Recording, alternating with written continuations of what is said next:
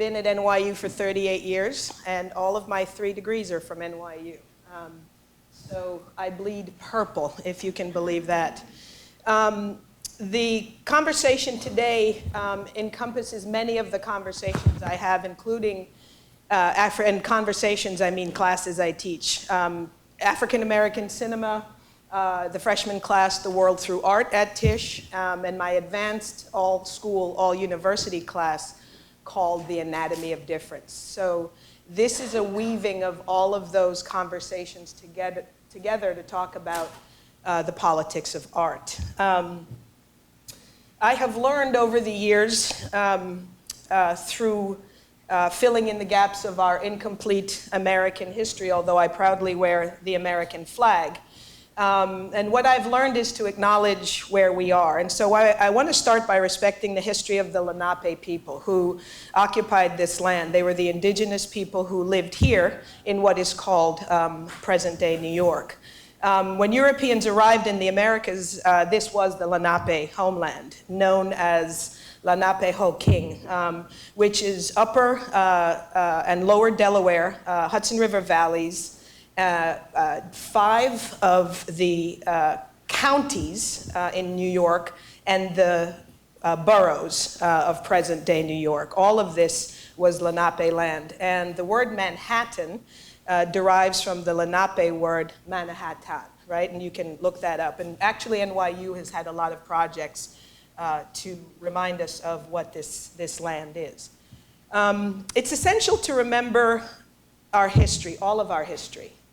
And recently at a conference, I was engaged with this quote, and I bequeath it to you. It's from George Erasmus. Where common memory is lacking, where people do not share the same past, there can be no real community. Where community is to be formed, common memory must be created. And what I know before I met this quote is that art creates common memory. When we sit and watch a film together, when we engage with art together, no matter where we're coming from or who we are engaging in a conversation together, and from that point, creating common memory. Creating common memory is also one of the great benefits of education, right? In addition to the learning that is going to take place in the classroom, there is the learning that we are going to have with each other. Teacher to student, student to student, we are going to learn a great deal from each other, right? This is not just an opportunity, it is in fact a privilege to learn from someone else about other parts of our country and about other parts of the world. Thus we'll begin a journey of creating common memory and filling in the gaps for each other at New York University. As I said, art helps us create common memory. And I want to also say that all art is political. Some because of what they have in, some because of what they omit, but all art is political. And all artists consciously or unconsciously reflect the visible and invisible world around them. And by invisible world around them, I mean history. Some of our history is visible, some of it is invisible. But how do we as spectators of art, consumers of art, see the politics in art, right? Let's think about different works of art and how they reflect or resist the social and cultural politics of the times. Edward Degas says that art is not what you see as an artist, it is what you make others see. So I want to go and think a little bit about this phrase, and you'll see where it came from, right? The idea that I mentioned, that where common memory is lacking, where people do not share in the same past, right? There can be no real community. Where community is to be formed, a common memory must be created.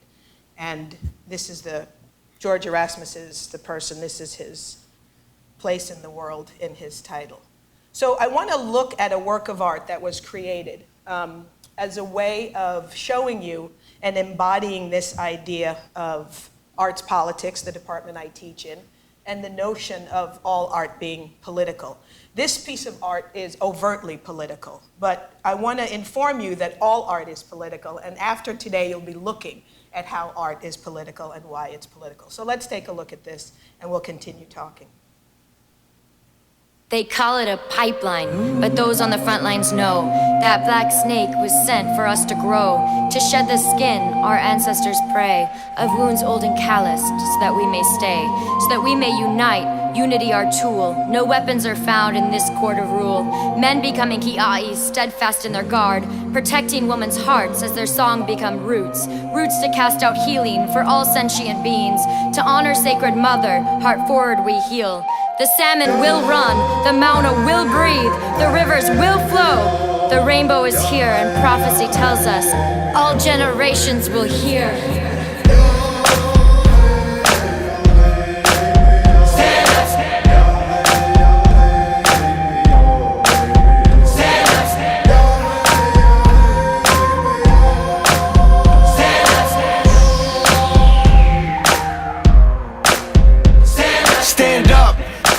First Nations and our people that been living here for thousands of years. Stand up. We've been fighting for our freedom since the Nina and the Pinta and the Santa Maria. Stand up. Like Geronimo, Sitting Bull, Red Cloud, Crazy Horse, Leonard Peltier. Stand up. Now they poisoning the waters for our sons and our daughters, so we on the frontier. We won. One nation, one cause, one people, one tribe. Now it's us against the pipeline. Get on your feet for Standing Rock, and we'll show you how strong we could be when we unify. To all my native people, recognize yourself, keep your head up. To all my tribal people, recognize yourself, keep your head up. To all my native people, to all the original people, to all my indigenous people, recognize yourself, keep your head up. Stand up, stand up, stand up, stand up, stand up, stand up, stand up, stand up, stand up, stand up, stand up. From the beginning we was winning this game on planet Earth. It's been spinning, we've been living and dying, but giving birth the first of many nations. Celebrating them days when all that got made came after what God made. These days we cater to these internet memes, internet streams. It seems them streams aren't clean. We need the whole story seen where hassling before water has gasoline in it. Malcolm X moment, Martin Luther King with a dream and war bone it. Wounded knee plus Alcatraz doggone it. This is for the rock with prayers we stand on it. Oh yeah, we playing on it, the earth we camp on it. In a sweat lodge singing our songs with grandfathers. Heat rocks all in the spot, we splash on them with a beatbox from my boy, we jam on it. Said a prayer for the black snake killers.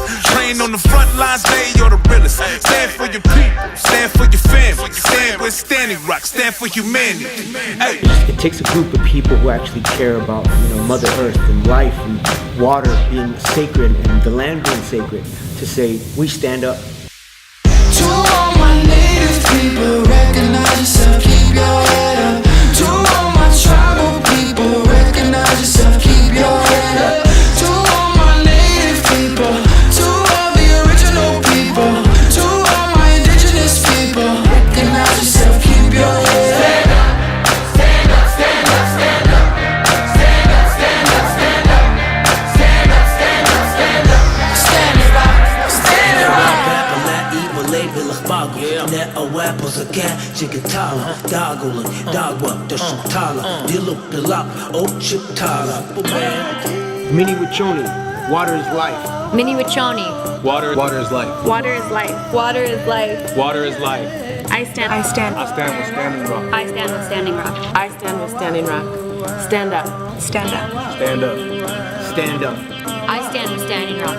Stand up. To all my native people, woke up the giant, we won't go quiet. To all my tribal people, don't mistake our peace as we stand defiant.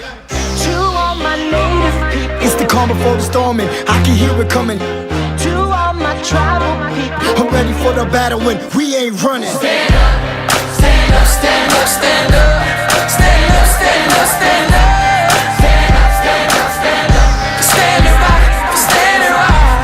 Stand up, stand up, stand up, stand up, stand up, stand up, stand up, stand up, stand up, stand it rock, stand it rock. Standing rock, we're standing feet as history is on a sad repeat. Is it liberty or we just acting free as our land depletes from these hands of greed? See, fate is found, how we face the hounds. Take a vow for these sacred grounds. Make a sound that'll shake them out. Say aloud, what can save us now? What can save us now? Stand up.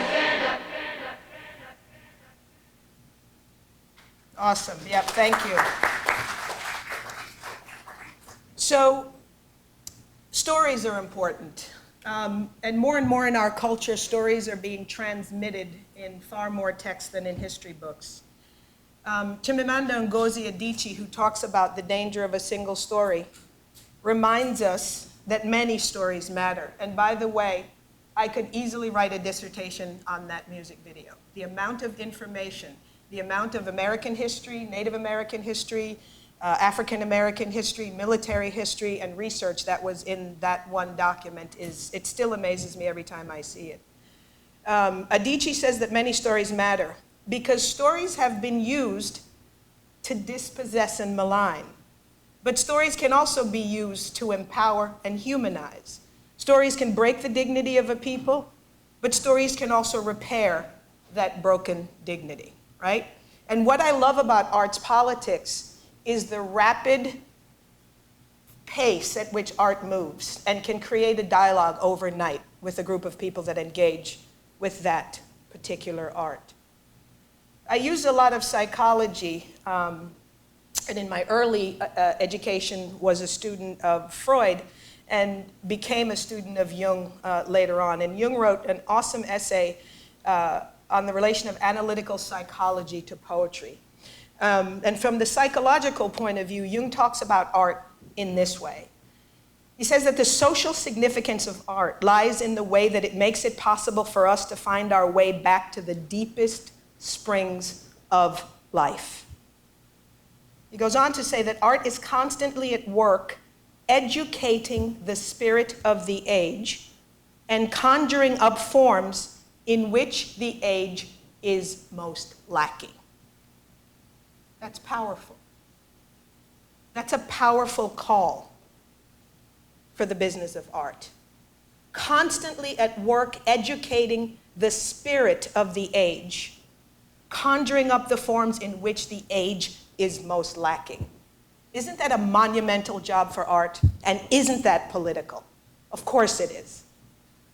And E.L. Doctorow said in an essay that happened right here at NYU, right after 9/11, we were in a conference and he was here, and he wrote this essay called September 14th, 2001, where we were talking about art's place after such a disaster. And Doctorow says, and this is very important, fiction is a mega discipline that employs reportage, confession, history, myth, legend, superstition, science, religion, philosophy, and the intuitive knowledge that resides in the combination of words.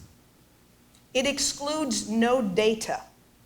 Everything is acceptable and equally appropriate, from the laws of physics to the mutterings of poor and mad people in the street. Proof that fiction, in fact, embraces fact. There is no pure fiction. Anything we create comes from what we already know, and in some cases have experienced. This is one of my favorite quotes in the world. Every lecture almost in every class, from the great Toni Morrison. So in times of crisis, such as right after 9/11, when we at the Tisch School of the Arts were asking, what is art's place in the world? Here's your answer. This is precisely the time when artists go to work. There is no time for despair, no place for self-pity, no need for silence, no room for fear. We speak, we write, we do language. That is how civilizations heal. That is how civilizations heal. So how do you find the politics in art when you leave here today? I ask you to think about interrogating every work of art that you see. Really look at it and see what it's saying, and question it. Some of the simple and easy questions I can offer you to do that: where does the work of art come from? Like literally, where does the work of art come from? What are the forces that have shaped it? What does it reveal about its cultural self, as was the case with this music video? And how do you think the audience was anticipated in the work? I can tell you how the audience was anticipated in the work in that music video. They expected the audience to be really smart. Because I go through that frame by frame and I ask people, what does this mean? When they say Malcolm X moment, what does that mean? When there's a flag upside down, what does that mean, right? Every frame is a code and can be researched. Where does the work of art come from? What are the forces that have shaped it? What does it reveal about its culture? And how is the audience anticipated in the work? As a black woman, I can talk about black art in this way, right? I can see black art historically in America as an act of witness, right? Particularly in times of segregation, right? So black art, I can say, has recorded my unrecorded history in some history books, some unrecorded truths, some of which I just found out.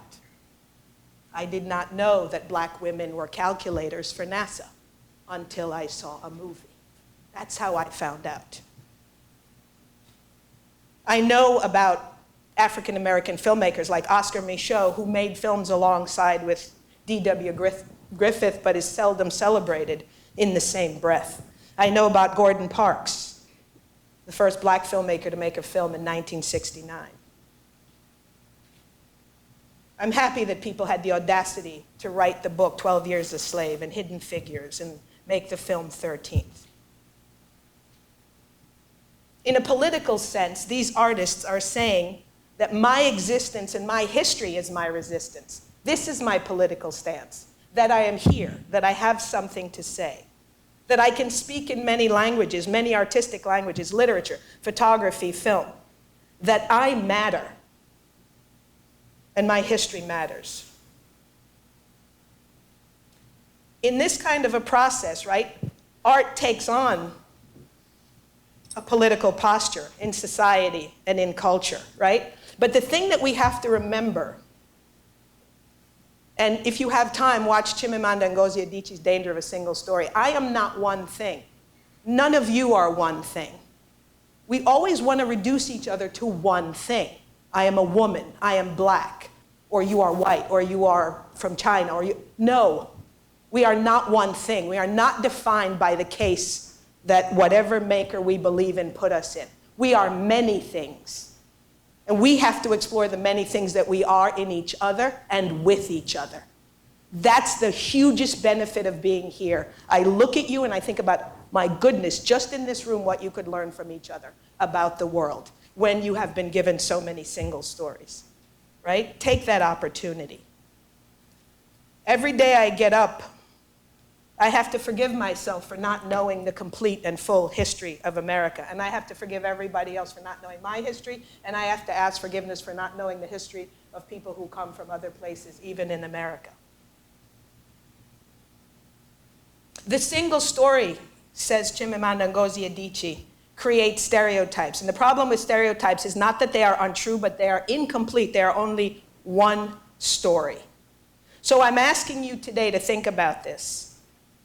Where do we look at each other and see each other? How do we look at each other and see each other? How do we get into each other's stories? And how do we reconcile the differences in our similarities and the similarities in our differences?